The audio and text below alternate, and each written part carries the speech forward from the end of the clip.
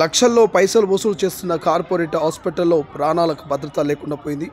Big breaking news అని చెప్పుకోవచ్చు. కుత్బుల్లాపూర్ సూరారము మాజీ మంత్రి మల్లారెడ్డి హాస్పిటల్లో వైద్యం వికటించి ఓ మహిళ మృతి చెందింది. బంధువుల ఆందోళనతో డాక్టర్లంతా పరారులో ఉన్నట్టు తెలుస్తోంది. ఇప్పటికే సూరారం ఎస్ఐ మల్లేశం ఆధ్వర్యంలో హాస్పిటల్ సిబ్బంది అంతా కూడా తలుపులు వేసుకొని బాధితులతో కాలబేరానికి వచ్చినట్టు తెలుస్తోంది.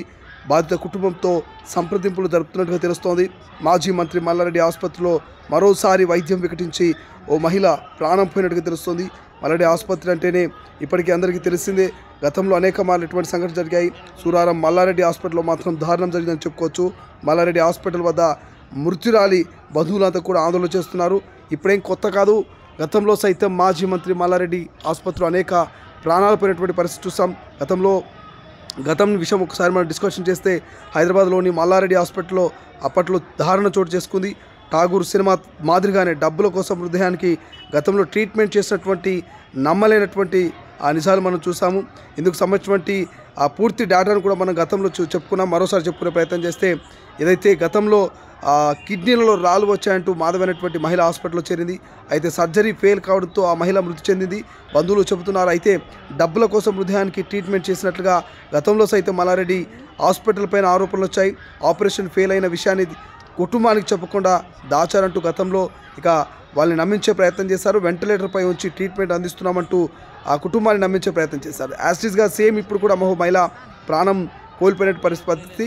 గతంలో జూనియర్ డాక్టర్ల నిర్లక్ష్యం వల్ల సర్జరీ ఫెయిల్ అయిందంటూ బంధువులను ఆరోపించినటువంటి పరిస్థితి. బంధువులను వాళ్ళు సర్దిమణించే చేసే ప్రయత్నం చేశారు. దీంతో అప్పట్లో పెద్ద ఇష్యూ అయింది.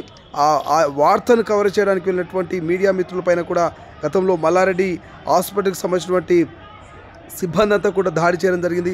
గతంలో మల్లారెడ్డి అక్కడటువంటి బౌన్సర్లతో మీడియా సోదరులపైన కూడా దాడి చేసినటువంటి పరిస్థితి మనం చూసాం.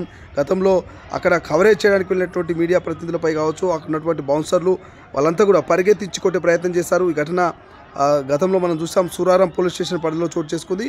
మళ్ళీ సేమ్ యాస్టీస్గా అదే తరహాలో ఇప్పుడు మరోసారి ఇక ఒక మహిళ అయితే సూరారం మల్లారెడ్డి హాస్పిటల్లో వైద్యం వికటించి మృతి చెందినట్టు తెలుస్తోంది. ఇక గతంలో జరిగినటువంటి సంఘటన మరొక ముందే మరో సంఘటన తెర మీదకి రావడం ప్రస్తుతం చర్చనీయాంశంగా మారింది. అసలు మల్లారెడ్డి హాస్పిటల్లో ఏం జరుగుతుంది? జూనియర్ డాక్టర్లతో ఆపరేషన్ చేయిస్తున్నారా, లేకపోతే కేవలం డబ్బులకు ఆశపడి మరి ఈ రకమైనటువంటి ప్రయత్నాలు చేస్తుందా అక్కడ ఉన్నటువంటి హాస్పిటల్ సిబ్బంది అంటూ ఆగ్రహం వ్యక్తం చేస్తున్నటువంటి పరిస్థితి మనకు కనిపిస్తుంది. గతంలో సైతం ఆ వెంటిలేటర్ మీద ఉంచి ప్రాణం పోయినటువంటి డెడ్ బాడీకి ఆపరేషన్ పేరిట డబ్బులు వసూలు చేసినటువంటి సంఘటన చూసాం. ఈసారి మాత్రం మహిళ మృతి చెందినట్టు తెలుస్తుంది.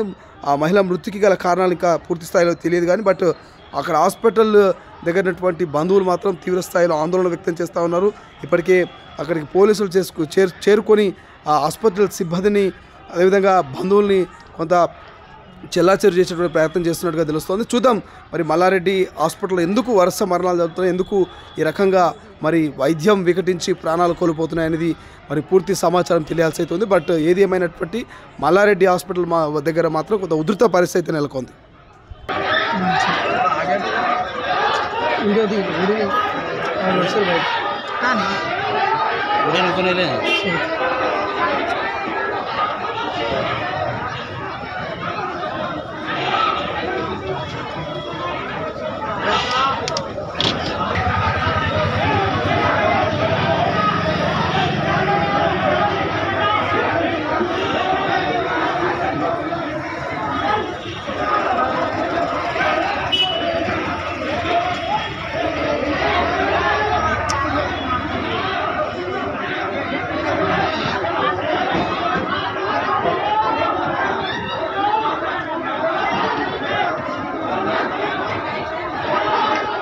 ప్రపంచంలో ఏ మూల ఏ క్షణం ఏం జరుగుతుందో వేగంగా తెలుసుకోవడానికి తొలి వెలుగు వాట్సాప్ ఛానల్ని ఫాలో చేయండి.